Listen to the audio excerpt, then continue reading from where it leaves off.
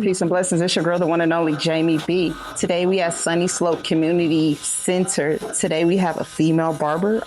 So into female barbers. It's rare for me to see female barbers. I forced her to do this interview. Tell us your name, where you from. My name is Miranda, and I'm from Phoenix, Arizona. Oh, born and raised. You're Arizonian. I am. How did you get into being a barber?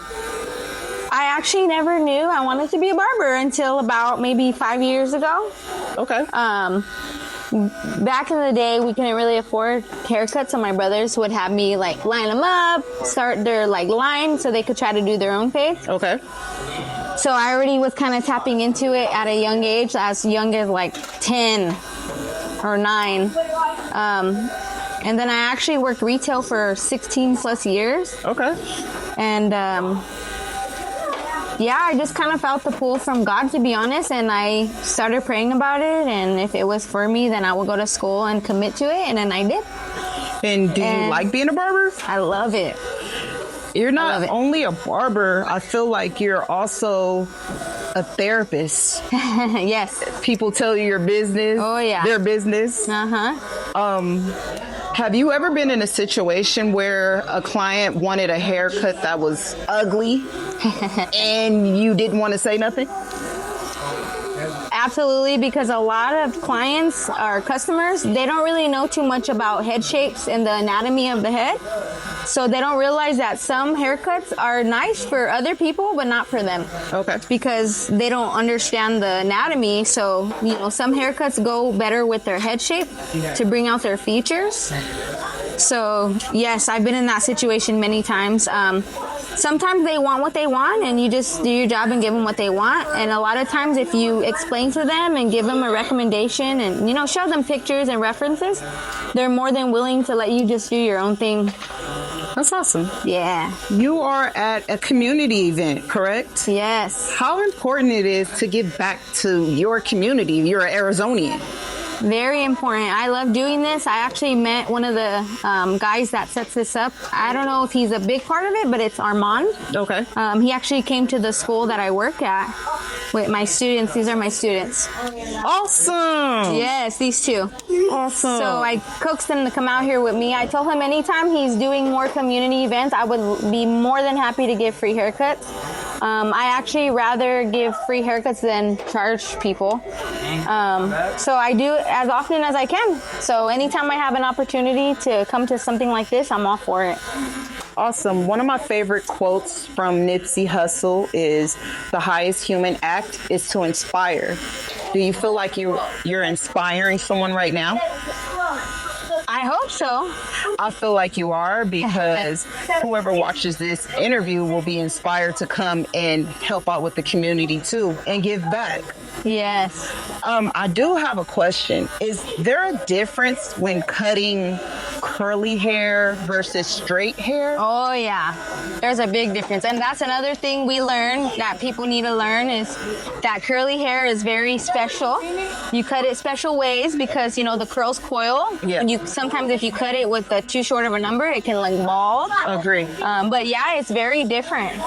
You have to take extra good care of it, especially when you do shaves. Okay. Shaving, because a lot of curly hair, because it's coily, it's prone for ingrown hair. Yes, agree. And then sometimes it can look thinner. So yeah, you do have to, in my opinion, learn about the hair.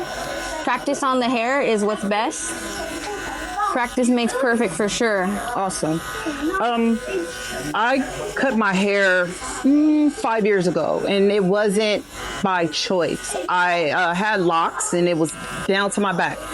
But unfortunately, I had alopecia. And my barber made me feel so beautiful, so comfortable. If you was in that situation, and I could react that, and I'm sitting in your chair and I'm crying because all my life I had hair. Yeah. Like, what would you say to inspire me or make me feel good about myself? Because you're a barber, but you're a therapist, you're a motivational speaker. I would say pretty much that, it's not just going to be you or one person that goes through that. Everybody, it's going to happen to everybody. Some people, it just happens sooner than they like, But I would just inspire you to get a nice shortcut that would go good with you, you know, nice and short, whatever you can do to keep a little style, make yourself feel good, because look good, feel good, right? Okay. So I would just make sure that you know that it's not just you that is going through that. A lot of people have that, you know, for many different reasons. Agree. But I can imagine how you would feel like having to cut your hair off just to make it blend or matte. Agree. But it's not uncommon. Oh, really? Yeah, it's very common. Yeah, it was so difficult for me. It was just like, yeah, he made me feel comfortable. Like he made sure I was like the last person to get my hair cut. Yeah, so they wouldn't see you. Yeah. Yeah, whatever. If someone was very distraught about it, of course, you know, having them in that private setting. Sorry, baby. What is your specialty? I know a lot of barbers, they do not like to do designs. Really? Why is that? They don't like to do designs? Yeah. I thought you were going to say they don't like to cut kids' hair. Well, for me, I always like a little design, and they're like, I can't do it, or I don't specialize in that. Is it difficult to do designs? It is because a lot of stuff, you got to remember, like the blade is square, and you have to do a lot of curvatures and roundness, so you're creating roundness with a square shape. It can be very intimidating, but like I teach my students, is practice makes perfect. If you don't try, then you're never gonna be able to experience how to do it, what it feels like, how it looks. Okay. Where's your school? Let's get some information about your school. There's 2 locations. One's in Tolleson, the 91st in Tolleson, 99, straight off of Tolleson, and then the second one is in Phoenix, 36th Street in Thomas. Oh, okay. So you guys do like $5 haircuts, right? No, actually, with the economy and everything, What? we got a match. It's $10. Okay, I'm cool with 10. But then we do extra. So like a lot of people charge, you know, extra for the lining up and all of that. But we do the haircut for $10. You get the line up, clean up, beard, whatever you need. And you said the economy. What drives me crazy coming from Los Angeles, California, haircuts is 75 and up. That's ridiculous. And I feel like Phoenix or Arizona is starting to get a little bit, they're 40, 45, 50. Yeah. Why do you feel like haircuts from back in the days used to be $10, now $40 to $45? Again, just because the economy, everything's going up, you know, and they got to be able to afford things. So if they're giving $18, $15 haircuts, imagine how many haircuts you would need to do. You know, that puts pressure on you to be a lot faster, a lot quicker, you know, just to be able to make the money you need to make.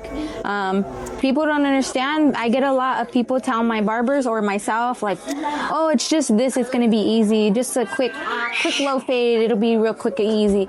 But it's not. Okay. It's not as easy as everybody thinks. And I always encourage them, if they feel that way, go to barber school.